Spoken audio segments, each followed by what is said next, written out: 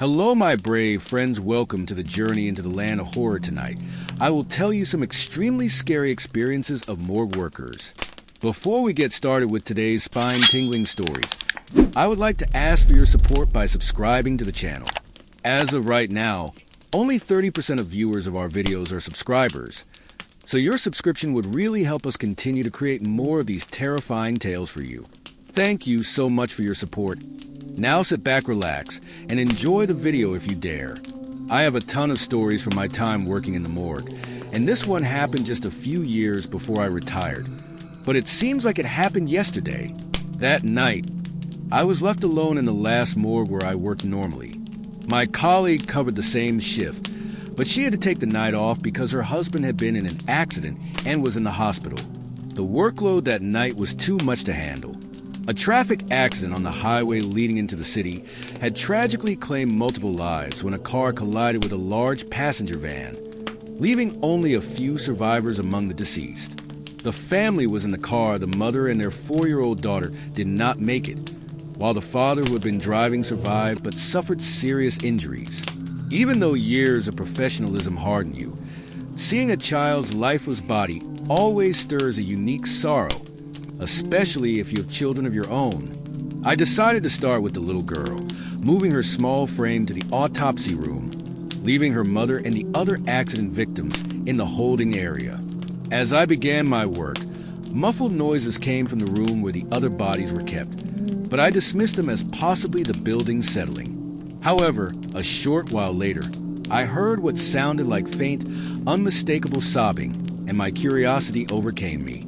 I went into the room where the bodies were kept after emerging into the dark hallway. When I returned to the autopsy room, I saw a faint trail of blood-like smears on the floor leading to the little girl's body. After closely examining her, I noticed an odd blood stain on her right hand that hadn't been there before. Her injuries didn't match these markings. She had suffered a fatal head injury, but had no external wounds elsewhere. No one alive was there.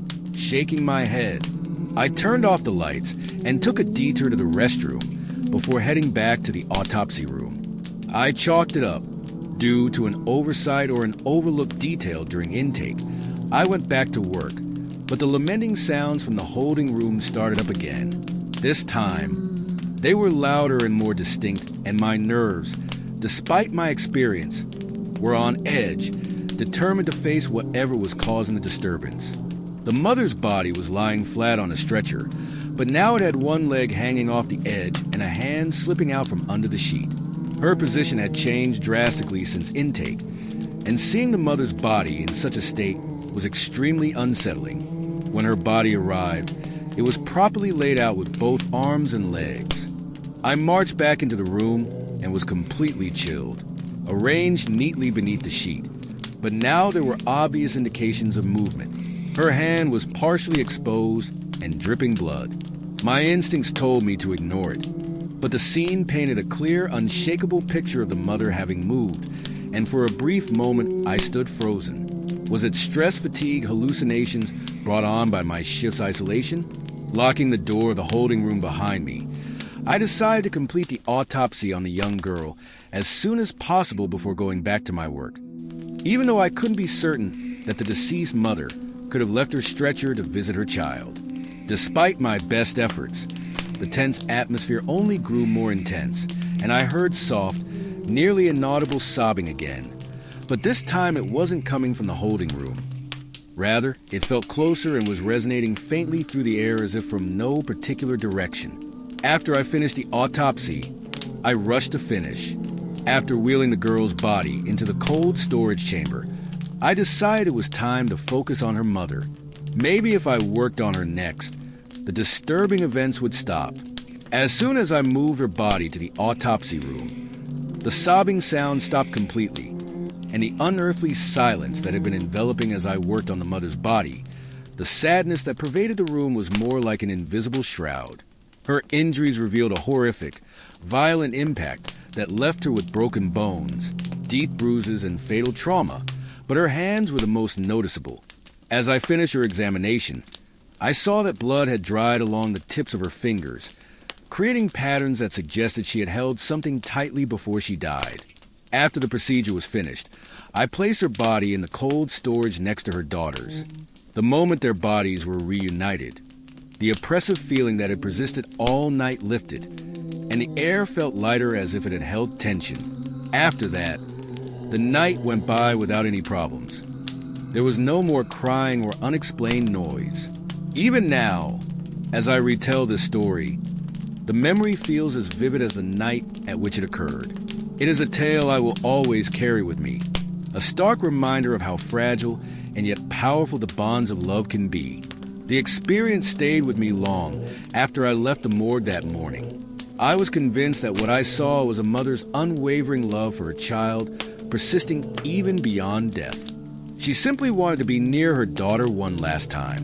This thought brought me both comfort and unease. Following this unexplained incident, one might wonder if a mother's love is genuinely strong enough to endure death, or if these perceptions are heightened by the emotional strain of dealing with such tragedy. What do you think? Have you ever encountered or heard of anything that similarly defies logic? Post your ideas or anecdotes in the comments section below. Silent Boy, my name is Tiago, and I would like to tell you about an incident that had a significant impact on both my colleague Martinez and me. At the time, we were both young forensic pathologists who were just starting out in the field. The hospital where we worked was situated in a border town in the United States, an area that frequently saw violent crimes. The amount of forensic work in this area was unrelenting, and the morgue was rarely empty due to the staggering volume of cases. Bodies arrived day and night, frequently as victims of violent or tragic events, and many of them were in horrifying conditions, some of them dismembered, others completely deformed. The fact that not all of them were adults made matters worse. On one particular night, Martinez and I were working alone processing a number of bodies that had arrived earlier in the day. Since the morgue was full, we had placed some of the bodies on GS in the room next to the cold storage. As we worked in the autopsy room, we heard a distinct creaking sound, like one of the heavy storage doors opening or closing, so I quickly went to check with my flashlight. We frequently dealt with the remains of children whose lives had been cut short due to the cruel decisions of others. I went back to the autopsy room and assured Martinez that everything was locked and closed, just as we had left them perplexed. We exchanged uncomfortable looks, but decided to write off the noise as the building settling or a mechanical problem. We went back to work, but a little while later we heard it again. This time it was followed by a door slamming shut. The sharp, echoing sound startled us both, and Armando and I hurried to the next room, only to discover the storage area door locked. This was odd because we never locked that door. It was always left open for easy access during night shifts. We stood outside, though my voice betrayed my own uncertainty. Marty suggested calling the police because he thought someone might have broken in. I told him that the room was secured from the inside and that there were no windows or other points of entry, so there was no way anyone could be in there. Despite our training and skepticism, we couldn't shake the unease that was growing between us, so we decided to press forward. I suggested that we continue working and wait for the door to unlock itself. It must be a mechanical glitch. Marty hesitated, but eventually agreed, and we returned to the autopsy room, despite the unusual atmosphere. A few minutes later, the sound of faint crying could be heard. This time it was a man's voice. Marty became pale and clearly shaken as he asked, "Did you hear that?" I nodded, my stomach turning ing knots. "We need to check again," he said, his voice trembling, and I reluctantly followed him back to the door. As we got there, the sobbing suddenly stopped, leaving an oppressive silence in its wake. I pressed my ear against the cold metal, trying to listen for any movement, but the door creaked open on its own. The room was dark, with only a flickering overhead light for illumination. My eyes searched the room, and that's when I noticed a body that had been securely placed in storage unit was now halfway out. Its upper torso slouched forward, and it was a body. His nose, which Marty had meticulously stitched earlier, was now partially undone, with threads hanging, and his face was suspiciously twisted as though he were about to scream. I felt as though the room was watching us, the air thick with an unseen presence. And by the time we were done, the first rays of dawn were creeping in. Marty and I exchanged horrified glances, but we quickly collected ourselves. He restitched the man's face in silence, while I made sure the body was safely placed back in the storage unit. Our shift was over through the morgue's windows, but neither of us was relieved. Clearly shaken by the night's events, Armando left without saying much. I stayed behind to collect my thoughts and try to make sense of what had happened when we returned for our next shift. In reference to the emotional detachment we were taught to maintain, Marty muttered, "I barely slept. It's not supposed to affect us." However, I reminded him that we were only human and that some things, like what happened that night, were out of our control. That night, we went about our work as usual until around 2 in the morning, when a new body arrived, a 5-year-old boy who had died in the hospital from an illness. The morgue where he had been initially detained had run out of room, so his body was sent to us. We put him in the holding area with the intention of doing the autopsy later, but shortly after that, we heard the distinct sound of a child crying, and Marty froze in place. I told him firmly, "Hey, you stay," and decided to conduct an investigation by myself. As I entered the holding area, I saw that the boy's body bag had been unzipped, exposing his small frame.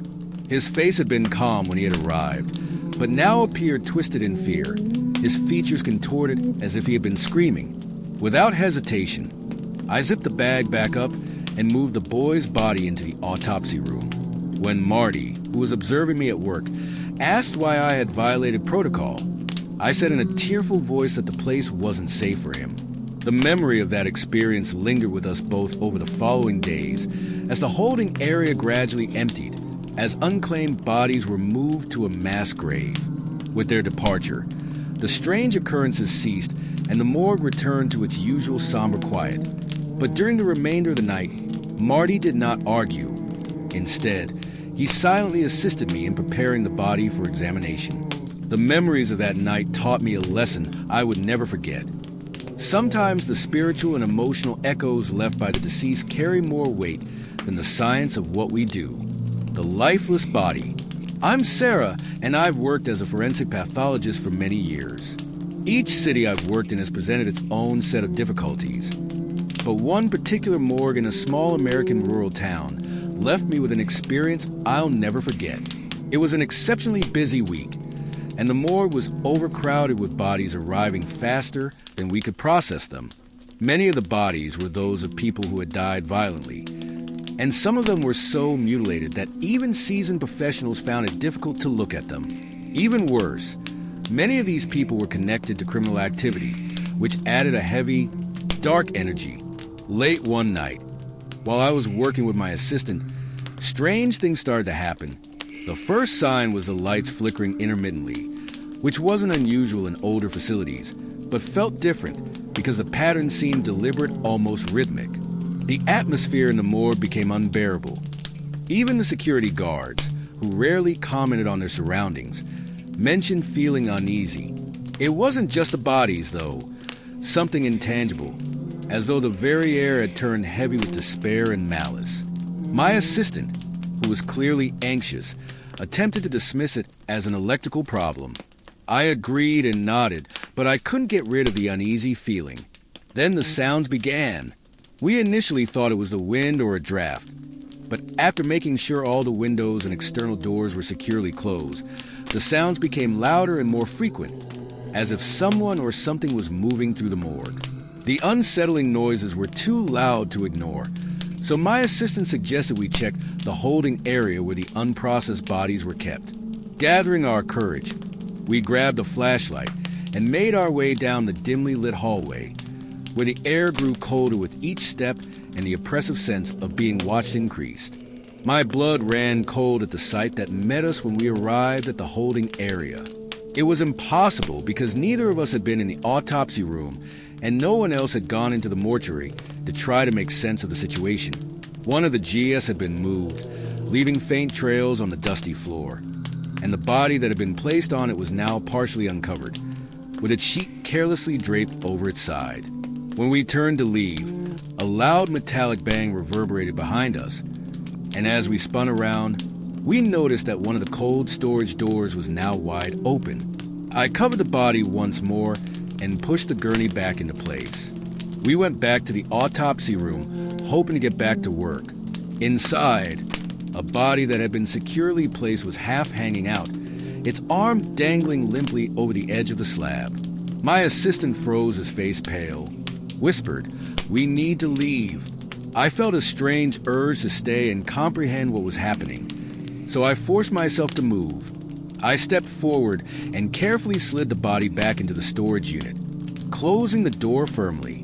The room fell silent again, but the oppressive energy persisted, however. The strange events kept happening.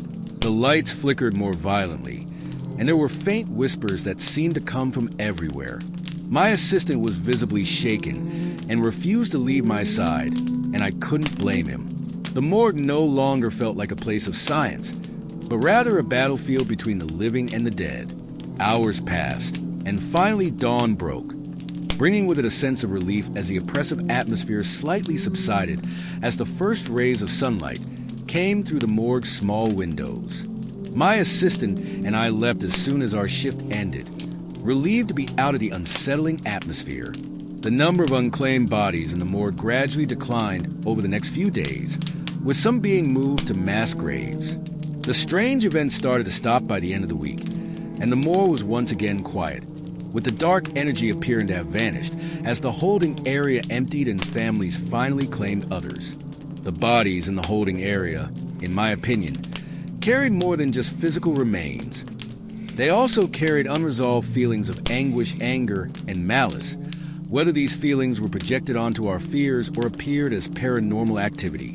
Although I can't say for sure, I do know that the encounter made a deep impression and served as a reminder of the responsibility that comes with working so closely with the dead. Soundless scream. As a forensic pathologist for more than 20 years, I've worked in innumerable morgues and seen things that can only be explained as unexplainable. Medical professionals are taught to maintain objectivity and logical thinking, but some things defy logic and science. My name is Jenny. One of the most disturbing incidents of my career occurred years ago when I was moved to a small town about 2 hours away from my usual city. It was a peaceful place, and at first, the workload seemed to be manageable. One evening, we received the body of an 86-year-old man who had died naturally. His family had requested cremation, so my colleague and I prepared his body after the autopsy was finished. Transporting the body to the crematorium, which was housed in a different building on the property, was standard procedure. We put him inside the chamber and started the cremation process. Everything seemed normal until it wasn't barely 10 seconds after the machine started we heard an ear-piercing scream coming from inside. The sound froze when we were there. It was clearly when we heard the voice of a man in pain. We instantly halted the procedure and opened the chamber to reveal an unfathomable scene. The elderly man's body, which had already displayed obvious signs of decomposition during the autopsy, now had its arms raised as though it were pleading for help. This man, who had been pronounced dead more than 24 hours earlier, now looked frozen in a look of terror, his arms reaching upward as if begging for mercy. His face was twisted in a look of terror, and he stared back at us, his jaw locked open in a silent scream. For a moment, neither of us was able to move the image before us. After exchanging glances as we both tried to make sense of what we were seeing, my colleague broke the silence by suggesting that we move forward with the cremation. "We need to finish this," he said nervously, his voice shaking. "He needs to rest." Even though we were both terrified, I grudgingly consented that we put his body back in the chamber this time, making sure everything was secure and restarted.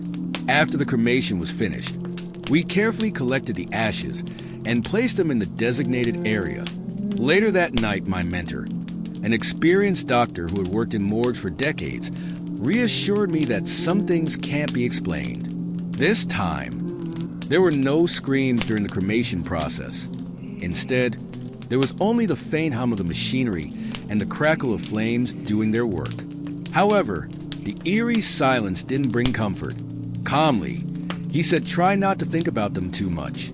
The man's last look and the spine-tingling scream from inside the chamber were etched in my memory for weeks. We knew for sure that he was dead when we began, regardless of what he said. I tried to explain it by telling myself that it must have been a mix of my own imagination and natural post-mortem processes. But I knew deep down that it was more than that, and I still can't figure out what happened. I can only hope that the elderly man found a solution, because the experience left me with a chilling reminder that sometimes, despite all of our scientific knowledge, the unknown refuses to stay hidden. The lost soul, despite the fact that our training places a strong emphasis on logic and science, there have been instances in the medical field that defy explanation during my many years as a forensic pathologist. This is one of those stories. My name is Mary. At around 2 in the morning, we received the body of an 18-year-old woman who had been hit by a car earlier that evening. This incident occurred during one of my night shifts at this specific morgue, where I worked alone with just a security guard at the front desk. Before getting ready for the autopsy, I finished the required intake paperwork after the paramedics dropped off her body. Despite my professional demeanor, I couldn't help but feel a pang of sadness for her life being cut short so abruptly and tragically. After completing the initial procedures, I went outside to check with the security guard to see if anyone had come to claim her body. He informed me that no calls or visitors had arrived, and as I went back to the restroom to wash up, I heard him talking to someone at the front desk. The guard's voice was faint, almost inaudible. I hurried to check if it was a member of the deceased family, but when I got to the front desk, the guard was by himself and perplexed.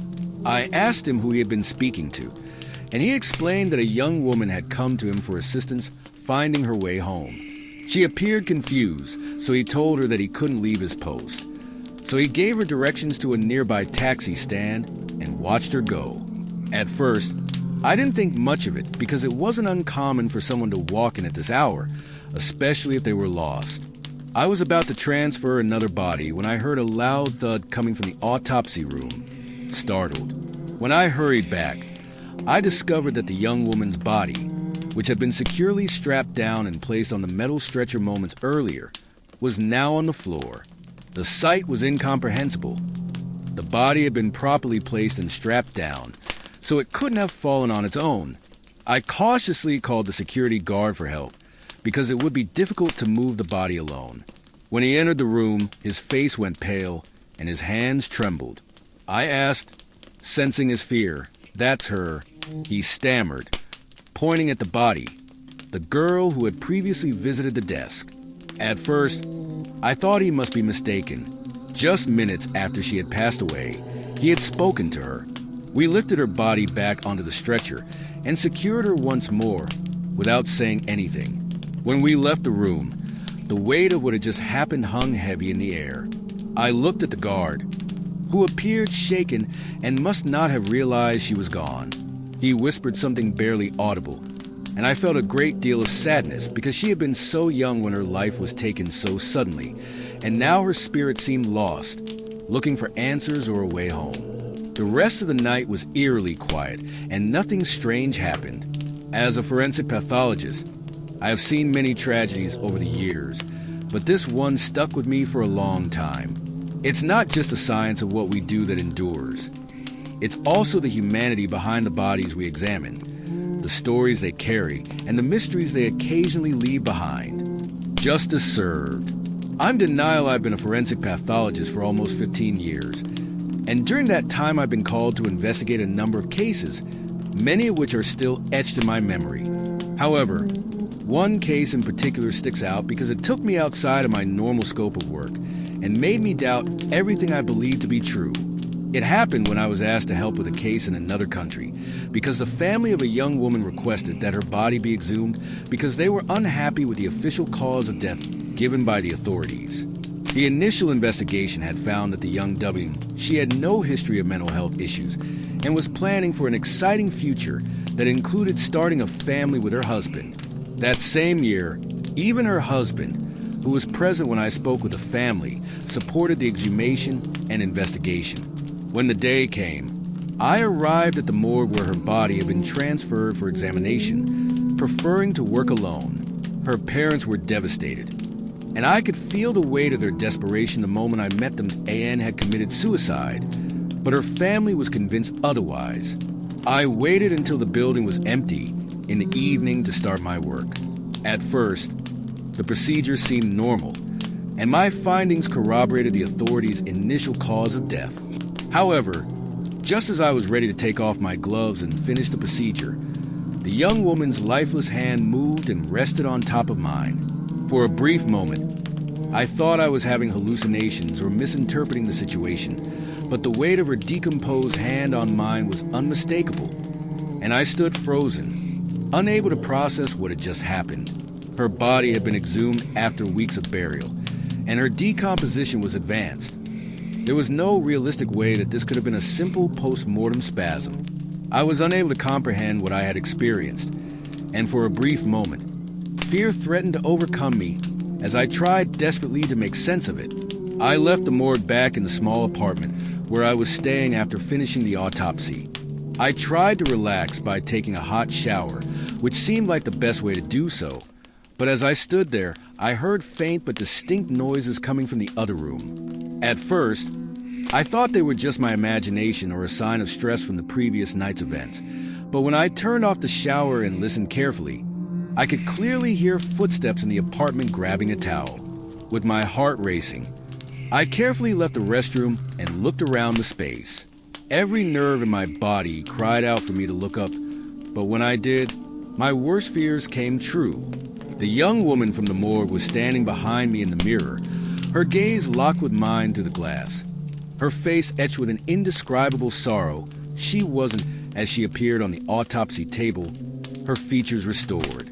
The doors were locked, the windows were still closed, and the unease persisted as I tried to shake it off. I got ready for bed, brushing my teeth in front of the bathroom mirror, when the feeling returned, a cold, overwhelming sense of being watched. Her expression was one of deep sadness. The encounter lasted mere seconds, yet it felt like an eternity. As I spun around to face her directly, she was gone. Trembling, I sat on the edge of the bed, trying to process what had just happened. The realization hit me with an undeniable clarity. She wasn't trying to frighten me, she was trying to tell me something. The sorrow in her eyes spoke of injustice, a plea for help. Compelled by this encounter, I returned to the morgue that same night alone in the cold and quiet building. I reopened her case this time. I examined her body with even greater scrutiny, desperate to find something I might have missed. Hours passed before I realized the truth. Faint but undeniable signs of strangulation hidden beneath her other injuries. This was not suicide. Someone had taken her life and staged the scene to look otherwise. The revelation brought a mixture of emotions, including anger at the injustice and relief that I could finally provide her family with the closure they so desperately sought. Hours passed before I realized the truth. Faint but undeniable signs of strangulation hidden beneath her other injuries. This was not suicide. Someone had taken her life and staged the scene to look otherwise. The following morning, I submitted my findings, and her family was finally informed of the true circumstances of her death. Their relief was palpable, albeit tainted with grief and outrage. The authorities swiftly turned their attention to the husband, who had supported the investigation, but had been secretly planning his escape. The following morning, I submitted my findings, and her family was finally informed of the true circumstances of her death. Their relief was palpable, albeit tainted with grief and outrage. The authorities swiftly turned their attention to the husband, who had supported the investigation, but had been secretly planning his escape. He was arrested following a brief manhunt. After his flight, only proved his guilt after the report was filed. He confessed to the crime of strangling his wife in a fit of rage and fabricating her death as a suicide to cover up his actions when confronted with the evidence. But justice was done. Her sad reflection in the mirror still haunts me today, reminding me of the significance of my work and the humanity that underlies every case in addition to the science. The young woman had reached out from beyond death because she felt that her story needed to be told. I was really uncomfortable after the experience. Black magic. I'm Richard, and I've been a forensic pathologist for more than a decade. During that time, I've worked in a number of morgues and witnessed innumerable incidents that defy explanation. This particular incident happened during one of my night shifts with a younger colleague who had just joined our team. It was an unusually quiet evening until late at night when we received the body of an elderly woman in an advanced state of decomposition. The recovery team told us that she had been living alone with no family or visitors, and that her neighbors had only learned of her death due to the strong odor coming from her home. They described her as a reclusive person who kept to herself and rarely interacted with others. As required by protocol, we started the standard autopsy and documentation process and then placed her body in the cold storage unit. At this point, my colleague and I decided to take a brief break in the adjacent office to relax and drink some coffee. But as we were talking, the atmosphere changed and the air became oppressive, almost suffocating us. We both felt uneasy, but neither of us wanted to express it out loud. Then, in the tense silence, we heard the unmistakable sound of a door swinging open. It was the heavy metal door of the cold storage room. My colleague, who was clearly shaken, asked if that might be the storage unit as we froze for a moment, our eyes locking in mutual disbelief. I nodded, feeling sick to my stomach, and I got a flashlight. We went to investigate. And to our surprise, the only door with a jar was the one holding the body of the elderly woman. My colleague asked me right away if I had locked it, and I told him that even with the secondary safety mechanism, which I always use, it was impossible for the door to open on its own. Despite our anxiety, we carefully closed the door again, making sure the lock was fully engaged. We went back to the office to finish our break, but the feeling of dread remained heavy and oppressive.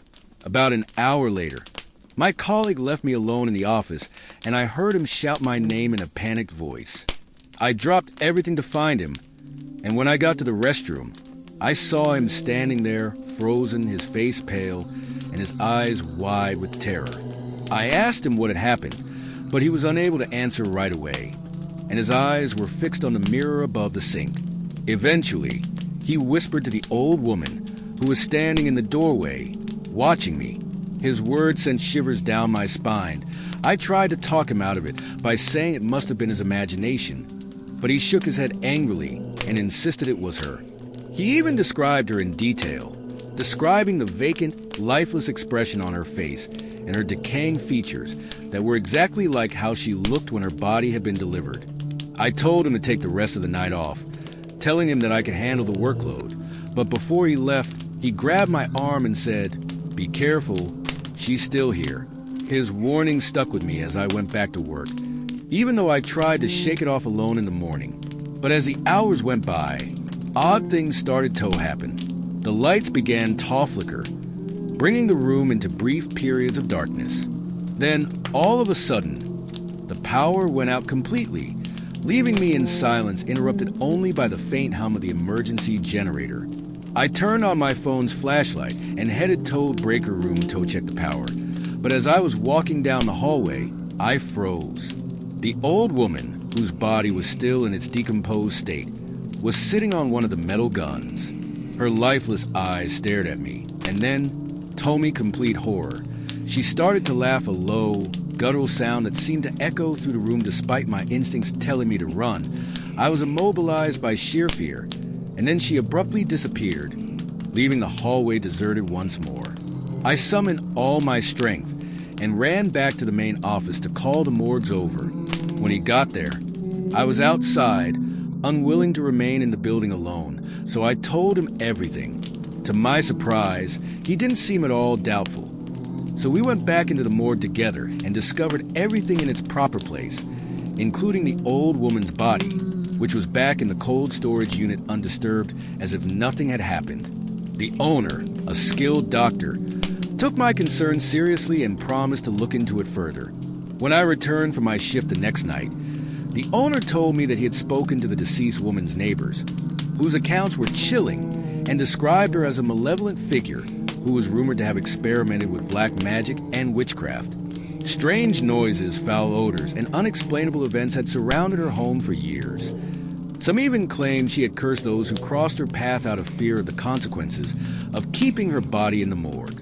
The owner decided to have it cremated that very night, and the oppressive atmosphere in the morgue subsided over the next few years, I worked there without any more incidents. But the memory of that night is vivid and serves as a reminder of the mysterious forces that occasionally linger. I hope you enjoyed these stories. If you have experienced something like this, share with us in comment section. And don't forget to subscribe if you dare.